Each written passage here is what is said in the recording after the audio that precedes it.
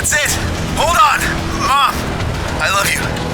These were the pilot's final words before his plane crashed. And we forgot to discuss about the dating habits of our flight attendants. In case we crashed, and the media would have some kind of And this innocent joke that came just before the disaster, unfortunately, became a grim prophecy. In this video, I've gathered chilling final messages from pilots recorded by the black boxes of planes involved in crashes. Some of these messages only exist in text form, so I've reconstructed them for you. But, as always, viewer discretion is advised. May 3rd, 1968, Dawson, Texas. An Airways Lockheed L-188A Electra of the Braniff International Airways took off for its regular domestic flight, Flight 352, from Houston to Dallas. There were 5 crew members and 80 passengers on board. 25 minutes after takeoff, Captain John Phillips climbed the aircraft to over 6,000 meters when he noticed a severe thunderstorm ahead. The pilots immediately requested clearance from air traffic control to descend to 4,500 meters and alter their course. The controllers advised them to head east, as other planes on the same route had already done. But Phillips made a different call. 352, does it look better on our scope here? It looks like just a little bit to the west is do us real fine. For a brief moment, it seemed like the right choice. But soon, the storm unleashed its fury, and the Lockheed found itself in turbulence. The pilots realized they were trapped and requested a 180-degree turn to escape the storm. Air traffic control approved the maneuver immediately, yet the fierce winds made controlling the plane nearly impossible. The Lockheed rolled to the right at an angle exceeding 90 degrees, then pitched downward and began to plummet. The crew tried to regain control, but it was too late. The plane began breaking apart in mid-air. As it nosedived, the last thing the flight recorder captured was the sound of the fire alarm. Meanwhile, Cloyce Floyd, the postmaster of the small town of Dawson, saw an orange flash in the sky. He watched as the fuselage descended to the ground like a fish's tail. Then, the Lockheed hit the ground and exploded. The crash claimed the lives of all 85 people on board. According to an unspoken rule in aviation, the final word usually rests with the pilots and captain. But this story serves as a powerful reminder that sometimes listening to air traffic control can be the wiser choice. The next case is further proof of this. April 10, 2010. Air Force Flight 101 was set to fly from Warsaw, Poland, to Smolensk, Russia. On board the Polish Tu-154M were 96 people, including the then president of Poland, Lech Kaczynski, and his wife, Maria, along with other top official government members, clergy, and parliamentarians. They were heading to a ceremony commemorating the 70th anniversary of the Kadian Massacre, a tragic event that left a deep mark on Polish history.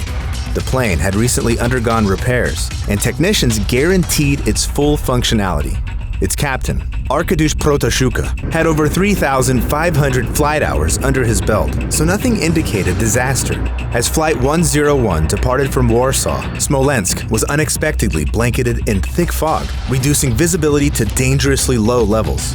Air traffic controllers warned the Polish government plane's crew of the worsening weather and suggested redirecting to an alternate airfield in Wnukowo.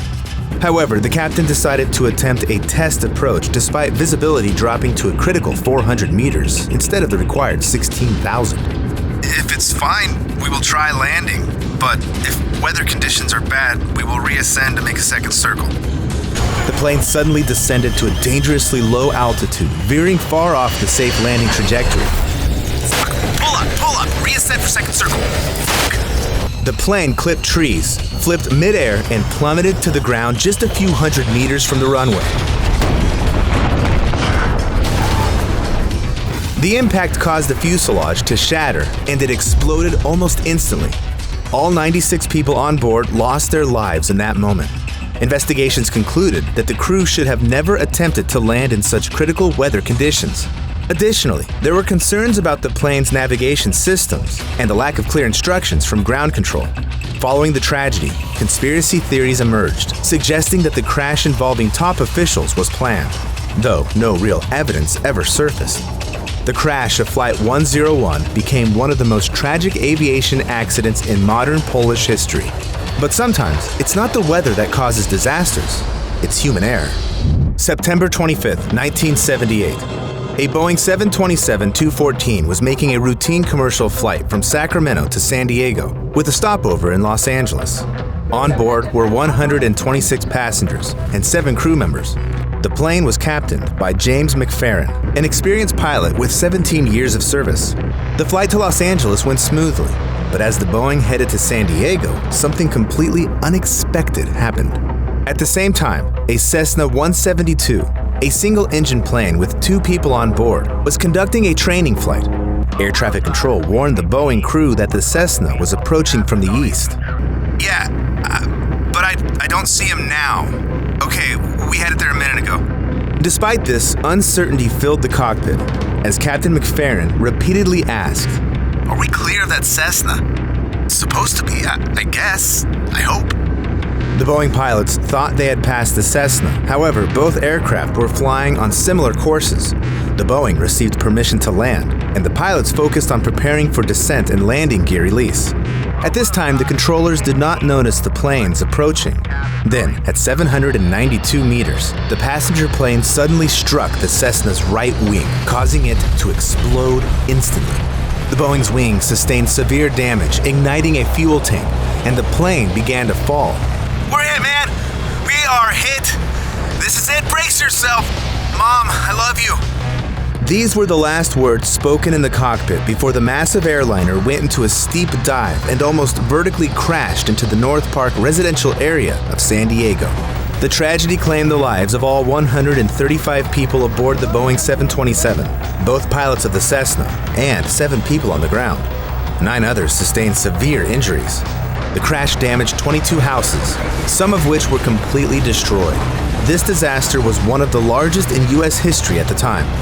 The primary mistake was that the air traffic controller failed to inform the Lindbergh Airport control tower that the pilots were unsure if they had seen the Cessna. This violated one of aviation's key rules: never lose sight of a nearby aircraft. But this wasn't the only rule violation that cost lives. August 31st, 1988, Texas.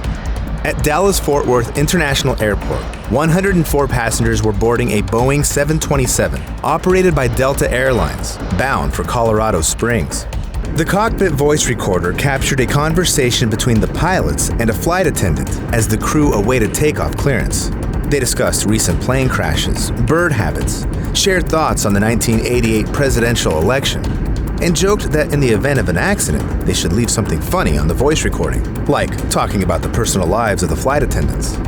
This was a blatant violation of the sterile cockpit rule, which prohibits informal conversations during critical phases of flight. However, the first pilot, Wilson Kirkland, continued chatting during the engine's startup checklist, and Captain Larry Davis didn't attempt to stop him. A grave mistake. As the plane approached the runway, Wilson called out each item on the taxi checklist, and Kirkland confirmed readiness. Engine anti-ice. It's closed. Shoulder harness. They're on. Flaps. 15-15 green light.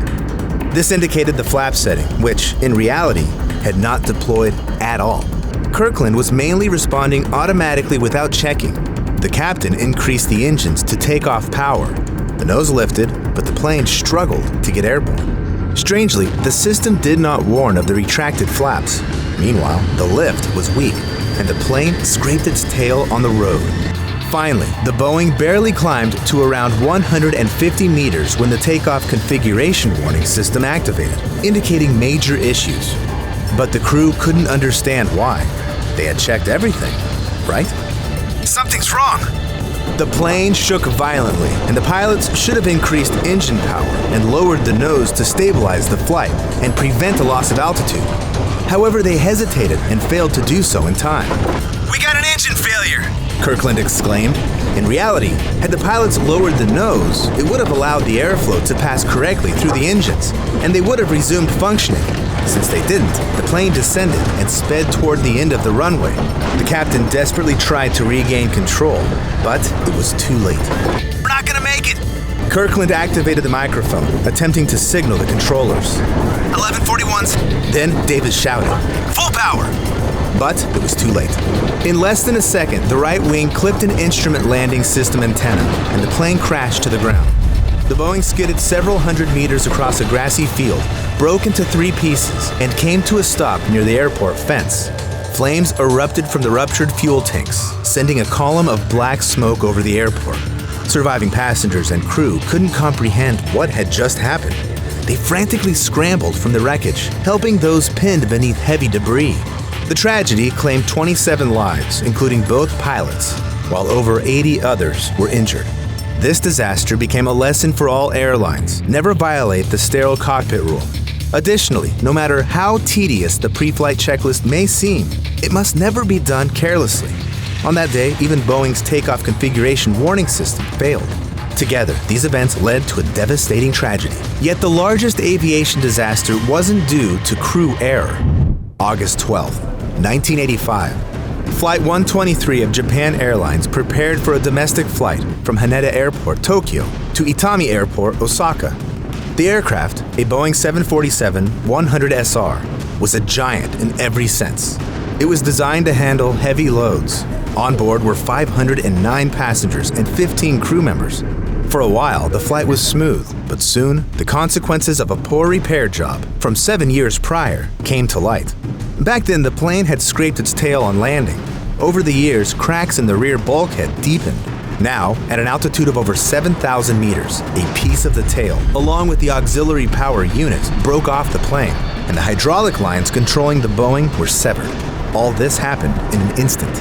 For the next 32 minutes, the plane was nearly uncontrollable, being tossed up and down. Captain Masami Takahama and his crew fought to keep the aircraft aloft, hoping for a miracle. They used engine power and flaps to try to stabilize the course, but it was futile. The plane was rapidly losing altitude. Nose up, power! It's the end. Hope for survival was gone. The right wing struck a forested ridge near Mount Mikuni. The fuselage began to disintegrate, and finally, the plane exploded. One of the passengers, Yumi Ochiai, was pinned under debris. Unable to move, she lay there, hoping for rescue. Yumi heard the screams of others around her, including a boy calling for his mother. She even desperately waved at a helicopter circling overhead, but they didn't see her. She spent long hours in the dark, listening as the voices of the other passengers gradually faded. It wasn't until the next day, 16 hours later, that rescuers found her amid the wreckage. That's when she learned she was one of only 4 survivors.